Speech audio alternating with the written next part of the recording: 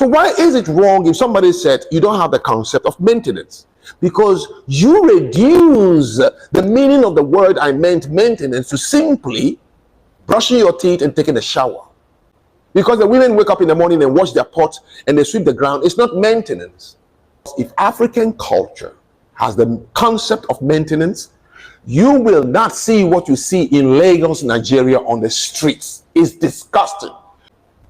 So once I was in Europe, I think I was having dinner with non-Africans. And this is a common question I face everywhere I go. And they would ask me, so are you from a big family or a small family? They always ask me this question. And that night I said, the concept of a small family or big family doesn't apply to Africans. For Africans, you are always from a big family, because an African can never define family without including the few who have died, the many who are living, and the countless yet to be born is always part of what we consider family. In most African cultures, we have the ancestral relationship. So Africa, the few who are dead, the many who are living, including you, and the countless to be born. You will never have a conversation with a black man in the first 2 minutes without him saying, oh, when I was 8, my cousin came to live with us, or when I was 6, my niece, my nephew. It's always part. My uncle, grandpa, grandma is always part. So an African culture, always big family. So we don't think of small family. What is small family? There's nothing like that. Even if they are dead, they are still part of your family. So if somebody had asked you. All right, it's easy for viewers listening to this kind of messages, this kind of people, to be carried away with their charisma. I mean, he's charismatic, he's a good speaker. And that is a very, very difficult thing to navigate, because when you're listening to someone who is very charismatic, it's easy to assume that whatever they are saying is correct and factual. But it's not always the case, because his argument, when you subject it to a lot of scrutiny, you will see that he's almost 99% wrong, or if not 100% wrong. So it has been observed very, very much that has always been the case. Okay, back to his message. He was asked by someone in 21st century, in 2025, I assume, are you from a big or a small family? You know, there's a stereotype that is around Africans, especially in this season.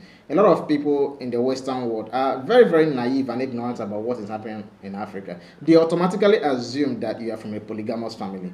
They don't know that a lot of people in Africa are also practicing monogamy. So that is what the person asking you, whenever someone asks you, are you from a big family or a small family? They're asking you if you're from a polygamous family or if you're from a very monogamous family. And has nothing to do with your ancestors. And again, I don't like the generalization. Africans do it a lot. Africans automatically assume that there is an African culture, but that is very wrong. There's nothing like an African culture. There are hundreds and thousands of different tribes and ethnic groups in Africa, and each of them have a different way of life. There are lots of differences amongst African ethnic groups and tribes. Very little similarity. So there is not, whenever I hear someone speak and say Africans don't have a concept of it doesn't make complete sense, because there's nothing like that. Africans have millions and millions of different cultural beliefs, understanding, characters, and systems of understanding of how the world works. So there's nothing like an African culture. The same way that you wouldn't go to Europe and automatically assume that every person in Europe have the same culture and understanding of how the world should run. You can't say the same for Asia. So I've had this argument a lot of time when I hear people make some statement and say Africans don't. That's wrong. If you want to be specific for a particular tribe and culture, say it. Don't say Africans. It doesn't make complete sense. So if somebody had asked you, do Africans have the concept of nuclear family? What would be your answer? No, we don't have that concept. Yes, there's an understanding of the nucleus of a family in Africa. I'm Igbo, so I will specifically speak for the Igbo tribe. There is an understanding of the nucleus of a family in the Igbo tradition. There is the father and the wives and the children, the wife or the wives. There is a clear understanding of that. It's not confusing. The description of the family, the way he's trying to frame it, the modern way that the Westerners are trying to frame what family actually is, the monogamous father, mother, and children, is actually a modern thing. Westerners seem to have abandoned the extended family system a long time ago, and that is a disservice to them. I don't think that the family stops with the father, the mother, and the children. There is more to that, and they also understand it, but they seem to have abandoned the extended family system and also moving towards abandoning the nuclear family system. That is the reason why they are having low birth rates, because they don't value family anymore and they have pets. Nuclear family is Western, Australia, New Zealand, United States, UK, Europe. Meaning, for them, family, if you ask, where is your family? To any American, he's thinking, oh, you mean my wife and children, or my husband and children. Oh, no, I mean your parents. Oh, I see. Otherwise, the first thing in their mind is my wife and children. However, for an African, if you say, where is your family? Even if I'm not married, I'm going straight to talk about my sisters, my nieces, my nephews, my mother, father, and tell you where they live. Because the concept of a nuclear family is not in our vocabulary. So how can we practice it? That is why we always maintain an extended family system. Number two, before the missionaries arrived, if you are an African, do Africans have the concept of a God in the sky? They'll say, no, Africans don't have that concept. That's why Christianity was not there before the missionaries brought it. If you ask Indians in India, do Indians have... If I pick everything Frank is saying literally, it will be as if he's lying all through, which so far it seems as if he doesn't even know exactly what he's saying. Yes, I'm Igbo, and the Igbos have a concept of a God in the sky. But let him speak so that I can fully understand the concept of what he's actually trying to get at. The concept of a God in the sky. No, their gods are found in living things like the cow. If you ask a Japanese, do they have the concept of a living God in the sky or one who died in a cross? It doesn't even cross their mind. They wouldn't know what you're talking about. Because for them, Okami-sama is not the Christian God. So the concept of a God in the sky who will punish you after you die is not in the Japanese vocabulary. They will say, no, we don't have such concept. Is that not true? So why is it wrong if somebody said you don't have the concept of maintenance? Because you reduce the meaning of the word I meant maintenance to simply brushing your teeth and taking a shower. Some said, no, in our villages, the women always put clay on the whatever they call it. Cosmetic on your face is not maintenance. So what you see them doing is cosmetics. Because the women wake up in the morning and wash their pots and they sweep the ground. It's not maintenance.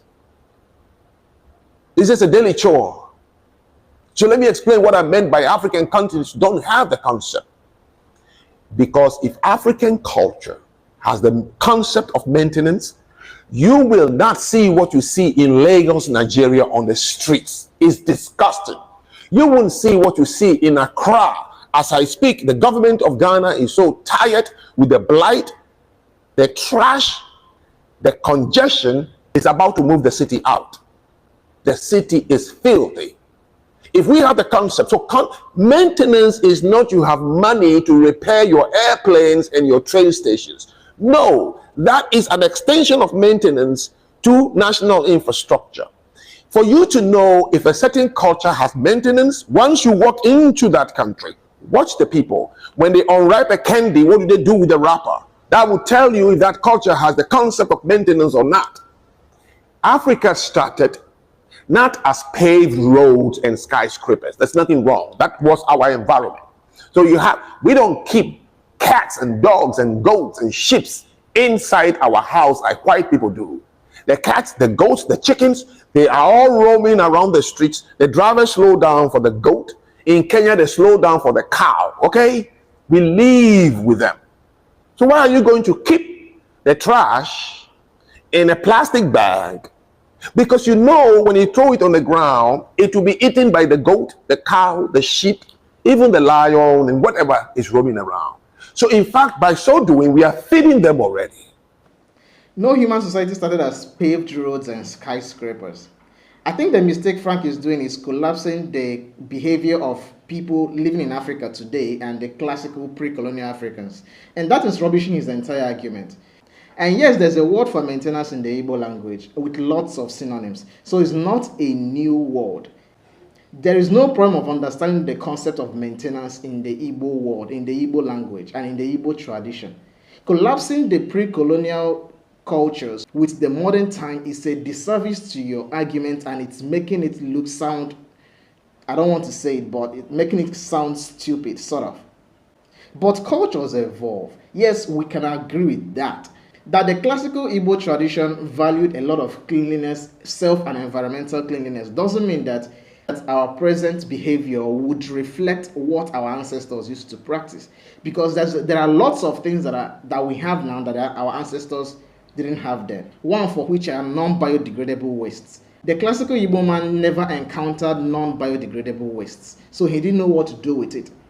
He didn't encounter it, he didn't devise a means for it. So we, the present Igbos, do not have a classical tradition that we have to look back to know what to do with this, that our ancestors have been doing with it. So apparently we have to devise a means to deal with them ourselves, which of course I will admit that we've been very, very inefficient at doing that. So it is a problem of the modern society and not a classical issue. So even though the classical Igbo man devised mechanisms for dealing with his wastes in his environment, he didn't know what to do with plastics, and he never encountered plastics. Now we, the modern Igbos, we encountered plastic and we needed to find a way to deal with them, which we have been very, very inefficient at doing. And that is not a cultural problem. No society knew what to do with non-biodegradable wastes until recently. Plastics didn't exist 300, 400 years ago. There are over 500,000 Igbos living in the United States, and all of them are not having issues with adapting to their environment, to their host environment. They have integrated so much that you can't tell the difference between them and their host communities, especially character-wise. There is no epidemic of Igbos littering the streets of United States just because they are unable to adapt to the culture of cleanliness. That's ridiculous. So for us, we don't separate ourselves from nature per se, because we lived with nature and our gods were found in nature. The river god, the mermaid, the thunder god, the rainbow god, the mountain god, and the forest god. We live with nature. So for us, throwing a banana peel or a corn peel on the floor is not trash per se. It's not blight per se. You've done that for thousands of years based on the environment you lived in. It's better for you to throw it down so the next animal will eat it. Since you don't have money to be importing a pig food or a chicken food or whatever as white people will do it, how do you feed your dogs and your cats in there? Why do we leave our pets to roam around in the streets? Because we know we don't have enough money to be going to any vet store to buy them some specially made food. So that is where it started. And something you do for years and thousands of years, suddenly it becomes part of you. You don't even think about it. Exactly the point I'm trying to make. In case you missed the part where I said he's conflating the current behavior of Africans with their classical ancestors. That's the problem with his argument. If he had separated the behavior of people living in Africa today from their ancestral behavior, that would have made him make sense. Yes, today there's a behavior of people littering the streets just because they don't know where to put the trash in.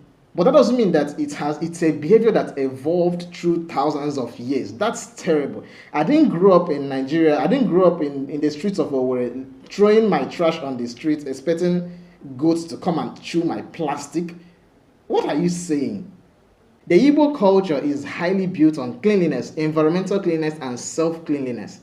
And I'm also certain that there are lots of other African tribes that also value cleanliness, environmental cleanliness, and self-cleanliness. The filth and poor waste management that we see on the streets of Lagos and Accra are due to poor waste management systems. It has nothing to do with culture. So that is what it meant. It's not that women wake up and they sweep. No, that is not it. That is cosmetic. It's called daily chore. So maintenance, basically, if you want to know if a culture has it, first watch the behavior of the people, what they do with their trash. When they eat while walking in the streets, when they want to pee, where do they go to? The government doesn't even care to build any public toilet for it. Most of sub-Saharan African countries. And so no police arrest anyone for peeing on the roadside. In the United States, an African friend of mine did it. Suddenly, a police came from nowhere. Can I have your driver's license or your ID? And gave him a ticket right there for peeing against a wall in the Bronx.